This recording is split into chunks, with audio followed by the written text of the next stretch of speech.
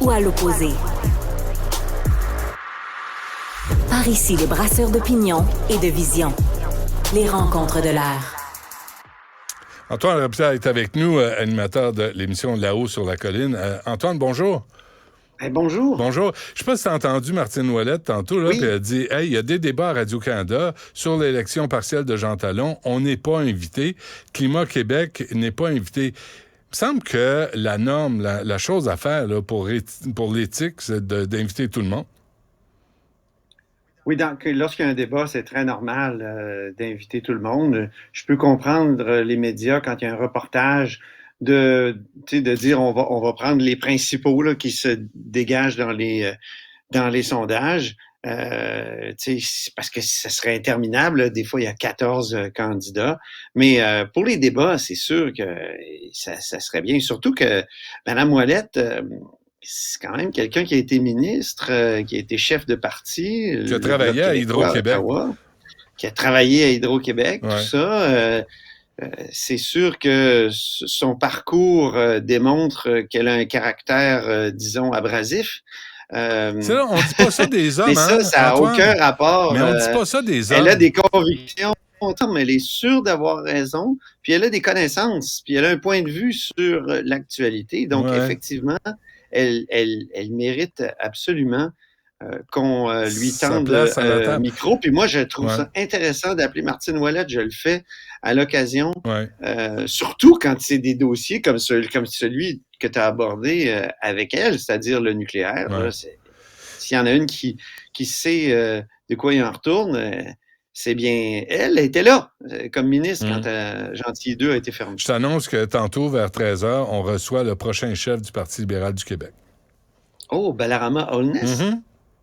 Tu le reçois? Eh bien, c'est incroyable. Ben oui, ben non, pourquoi?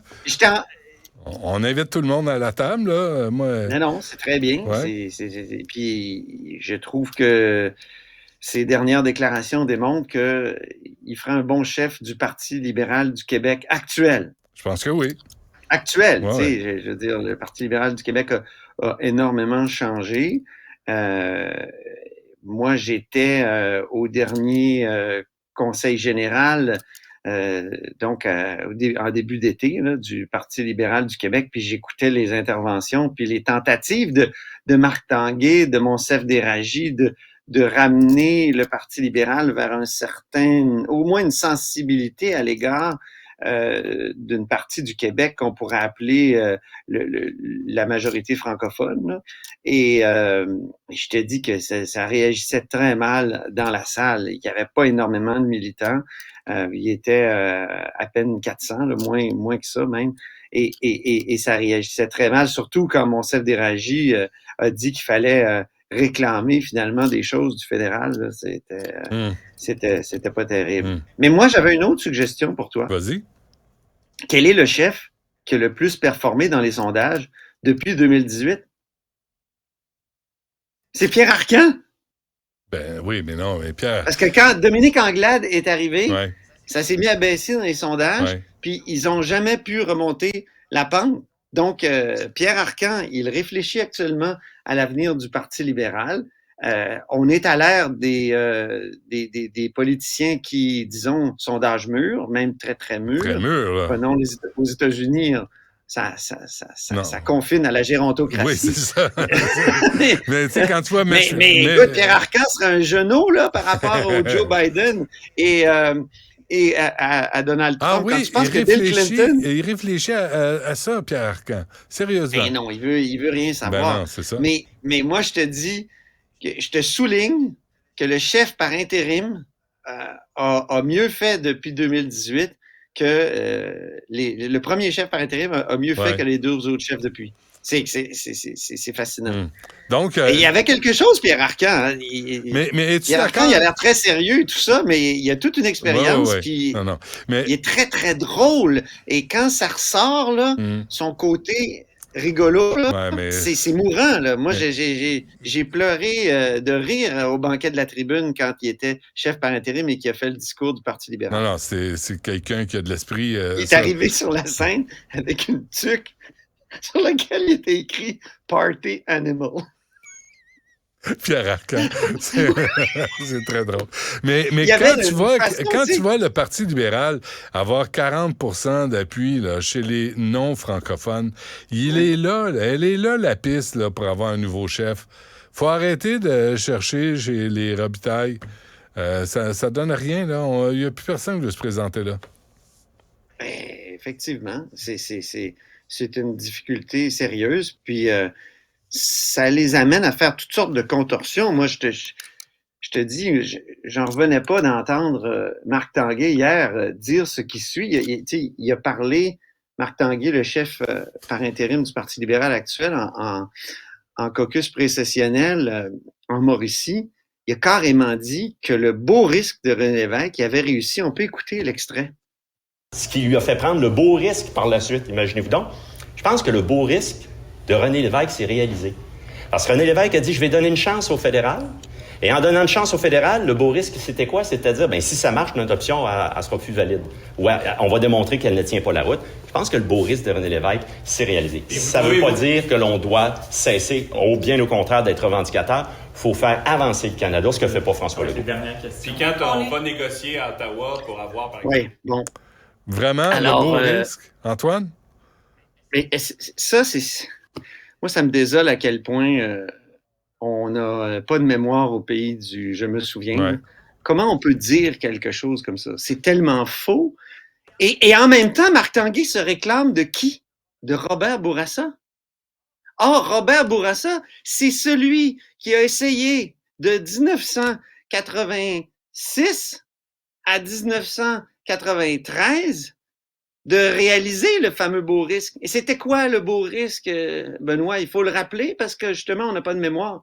C'est René Lévesque, à un moment donné, en 1984, il dit, il y a un nouveau gouvernement à Ottawa, et ils sont ouverts à des négociations constitutionnelles qui corrigeraient l'outrage, finalement, du rapatriement de la Constitution de 1982, et ils sont ouverts à nos suggestions, et c'est un risque pour notre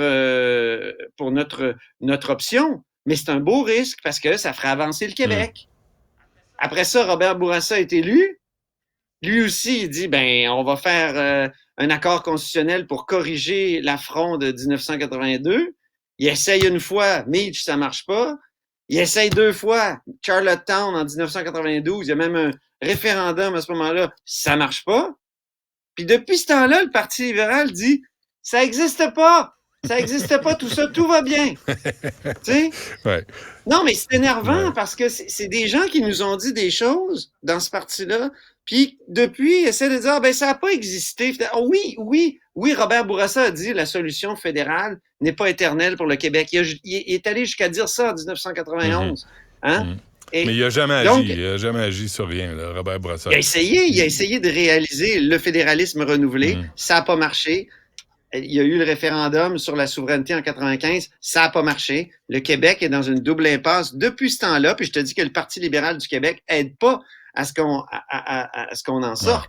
Or, moi, j'ai posé la question ici, à Cube, à Marc Tanguay, qui était venu justement faire un club de lecture. On fait ça à La Haut sur la Colline, une émission très écoutée à Cube, et donc, on avait parlé de Bourassa, on avait lu des textes de Bourassa avec lui, puis il m'avait dit, c'est vrai qu'au Parti libéral, on a perdu l'habitude de réclamer un changement constitutionnel dans le sens d'un fédéralisme renouvelé, puis il faudrait reprendre ça. Il le dit un peu dans sa lettre, mais je trouve qu'il dit une chose et son contraire. Non, mais c'est pas Jean Charest ni Philippe Couillard qui sont allés revendiquer des droits additionnels. Philippe Couillard, une fois de temps en temps, il disait... On n'a pas signé la Constitution, il faudrait peut-être la signer, mais pour ça, il y aurait des conditions. Il disait ça, puis tout à coup, on sentait l'establishment du parti qui disait « Tais-toi, Philippe, dis pas ça, parle pas de ça. » On sentait qu'il voulait, il a même dit « Ça va être les 150 ans du Canada, il faut régler ce problème-là. » C'est un vrai problème, tout revient à la Constitution. C'est pas un sujet de beurre sur la table puis de pain, là, mais c'est un vrai sujet. Mais toi, tu vas rentrer à la maison tout excité encore une fois, parce qu'on aura parlé de Constitution. Je te connais, Antoine. Je chronique là-dessus demain, ça c'est clair. Dans le journal, je vais expliquer pourquoi c'est une grande fausseté de Marc Tanguay et je n'en reviens pas qu'il ait dit ça. Parfait.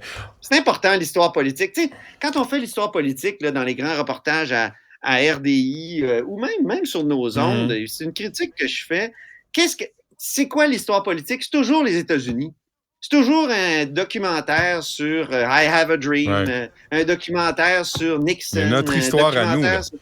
Notre histoire à nous, on le fait jamais. Moi, j'essaye d'en faire. Là. Je n'ai fait des documentaires, mais c'est important parce que c'est la mémoire politique. C'est pas enseigné à l'école. À l'université, dans les départements d'histoire, c'est toujours l'histoire des minorités, tout ça, sauf la minorité québécoise en Amérique du Nord. Je ne sais pas pourquoi. Là, je pense que c'est Mario Dumont récemment qui avait une super chronique là-dessus. Les historiens ne s'intéressent plus finalement à l'histoire de la nation québécoise. OK, je t'arrête là-dessus. On se reparle demain. Antoine, merci. Hey, c'était un plaisir, Salut. Benoît. Toujours. Salut.